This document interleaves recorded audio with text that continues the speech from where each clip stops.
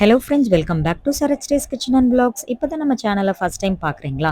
அப்போ இந்த வீடியோக்கு கீழே இருக்கிற சப்ஸ்கிரைப் பட்டனை கிளிக் பண்ணி சப்ஸ்கிரைப் பண்ணிக்கோங்க. இன்றைக்கி நம்ம பார்க்க போகிறது ரோட் சைட் செய்யக்கூடிய ஸ்நாக்ஸ் ரெசிபி தான் பார்க்க போகிறோம். வாங்க வீடியோக்குள்ளே போகலாம். இப்போ ஒரு 1/4 கப் அளவுக்கு கோஸ் பொடியாக கட் பண்ணி எடுத்திருக்கேன். 2 பச்சை மிளகாய் பொடியாக கட் பண்ணி எடுத்திருக்கேன். ஒரு வெங்காயம் பொடியாக கட் பண்ணி எடுத்திருக்கேன். அது கூடவே 3 டேபிள் ஸ்பூன் அரிசி மாவு சேர்த்துக்கலாம். இப்போ ஒரு ஸ்பூன் அளவுக்கு கார்ன்ஃப்ளவர் மாவு சேர்த்துக்கலாம். இது கூடவே 1/2 ஸ்பூன் கரம் மசாலா, 1/2 ஸ்பூன் மல்லித்தூள், 1/2 ஸ்பூன் காஷ்மீரி மிளகாத்தூள் சேர்த்துட்டு நல்லா மிக்ஸ் பண்ணிக்கலாம். தேவையான அளவுக்கு உப்பு சேர்த்துக்கலாம். இப்போ நல்லா மிக்ஸ் பண்ணும்போது தண்ணி ஊற்றக்கூடாது. தண்ணி தெளித்து தான் மிக்ஸ் பண்ணணும்.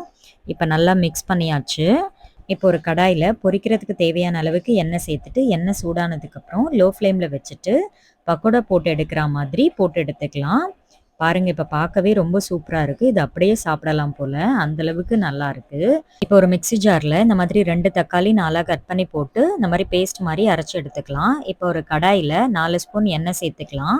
ஒரு பெரிய வெங்காயம் பொடியாக கட் பண்ணி சேர்த்துக்கலாம். வச்சுருந்தோம் இல்லையா, அந்த பேஸ்ட் இதில் சேர்த்துக்கலாம். 1 ஸ்பூன் இஞ்சி பூண்டு பேஸ்ட்டு சேர்த்துக்கலாம். 1/2 ஸ்பூன் கரம் மசாலா, 1/2 ஸ்பூன் மல்லித்தூள், 1/2 ஸ்பூன் காஷ்மீரி மிளகாத்தூள் எல்லாம் சேர்த்துட்டு நல்லா மிக்ஸ் பண்ணிக்கலாம். இப்போ அதெல்லாம் நல்லா எண்ணெய் பிரிஞ்சு வரணும், அந்தளவுக்கு மிக்ஸ் பண்ணிக்கோங்க.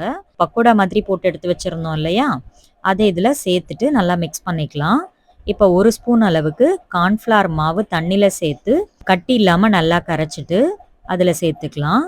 அவ்வளோதான், சூப்பராக இப்போ நம்ம ரோட் சைட் காளான் ரெடி ஆகிடுச்சு. வெங்காயம் பொடியாக கட் பண்ணிவிட்டு கொஞ்சமாக கொத்தமல்லி அது மேலே போட்டு சர்வ் பண்ணுங்கள். ரொம்ப சூப்பராக இருக்கும். கண்டிப்பாக செஞ்சு பார்த்துட்டு எப்படி இருந்துச்சுன்னு கமெண்ட் பண்ணுங்கள். அப்படியே ஒரு லைக் பண்ணுங்கள், ஷேர் பண்ணுங்கள். மறக்காமல் நம்ம சேனலை சப்ஸ்கிரைப் பண்ணிக்கோங்க. தேங்க்யூ.